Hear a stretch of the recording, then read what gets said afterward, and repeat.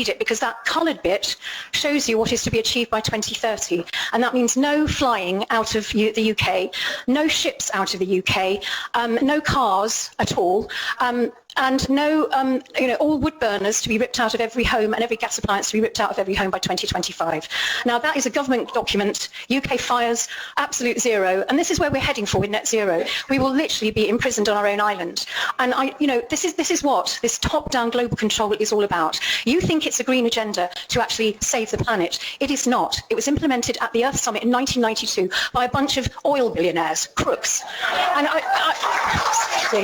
and all of you, bless you, are trying to save the planet, and you've been hoodwinked. I was in the Green Party in the 1990s. I left. I was a member of the Ecology Party. I left because it got taken over. It became a Trojan horse for the technocratic agenda that I'm talking about, Agenda 2030. And I tell you what, they planned this from the 1970s. It's a long-term agenda. And I would love to be able to give all of you a presentation. I've been on this for 15 years, and I've been giving talks all over the world about this, via YouTube, everywhere, because I'm passionate about it. I've impoverished myself doing this. So I just want you to just hear me out. We're living now in what's known as what's coming is what's known as a zero trust world. So whether you know it or not, the digital ID is coming. Now, this is a big thing for everyone to understand. Digital ID is really the way the government will actually have all your data in one place. And they're bringing this in by December this year. This is really serious. And then they want the CBDCs after that, the central banking digital currencies. Now, this has got nothing to do with being green. It's big business. It's massive business, because underpinning this whole agenda are capitalist stakeholders. Now, this is what's worrying, is that this whole green agenda is based on top-down control of us, we the people. And unfortunately, people who literally glue themselves to buildings, bless them, they've got our best intentions at heart. They're barking up the wrong tree. They're actually supporting the people who want to imprison us. Well, it's communitarianism, call it whatever you like. But either way, it's not anything about our rights and freedoms. It's about destroying our rights and freedoms. And Ian, you're a butcher. Look down that list. By 2030, they want to get rid of meat and lamb and everything. This is ludicrous. This is all being done without our consent. All of this is in place.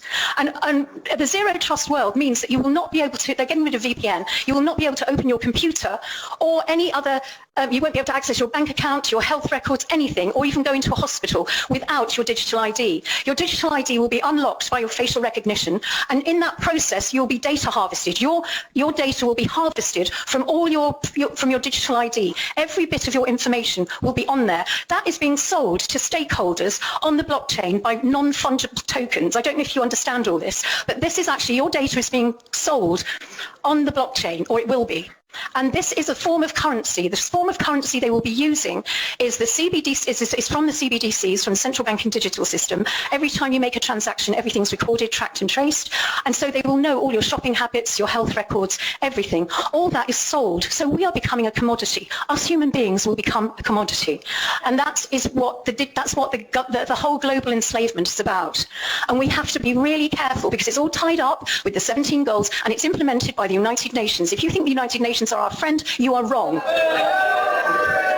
The United Nations and the World Economic Forum are working together, and there's a document on that table which proves that the government are working alongside the World Economic Forum, and they are bringing in drone technology which will be surveilling us from the air. In that document, a government document, it says they will have 900,000 drones flying in our skies by 2030. They're already here. Well, we know they're here, but we're not seeing 900,000 of them. But this is a bigger picture that we have to look at. And what I would really welcome is if we could have, people in this room are worried about it. They know about it. And if the councillors aren't aware of this huge pernicious march of AI technology, then we need to talk about it. This is Glastonbury. We can action things that will go out to the whole world. And that is the most important thing, John, that whatever happens in Glastonbury reverberates around the whole world. You know that, I know that, we know that. We have to really take some sort of action and stop this absolute march of AI technology that is actually there to control us, enslave us, turn us into a commodity and restrict our movement and turn us into a prison planet. Because the digital ID will actually stop you. It's like the Chinese social credit system.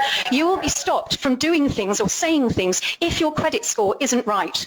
They will be literally, our whole currency will be run, because they're getting rid of cash, the currency will be run by your carbon credits, which has all been set up to trick you basically into not moving out of your smart city apartment, have everything delivered by drone, and you to experience life through a virtual reality headset. That's all in the pipeline too.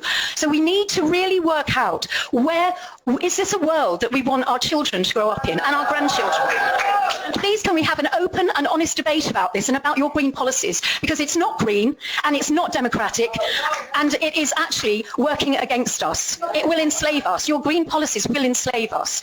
Obviously we all want a beautiful planet that isn't polluted. We can deal with that without the top-down control and the AI, and that's what we need to strive for, is a beautiful green planet, properly green, not astroturfed.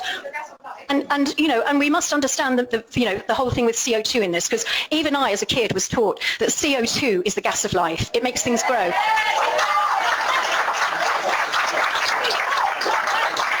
If you talk about net zero, it's zero you, it's zero me, it's zero plants, it's zero everything. And the carbon, CO2 rises from the sea. The most of it rises from the sea.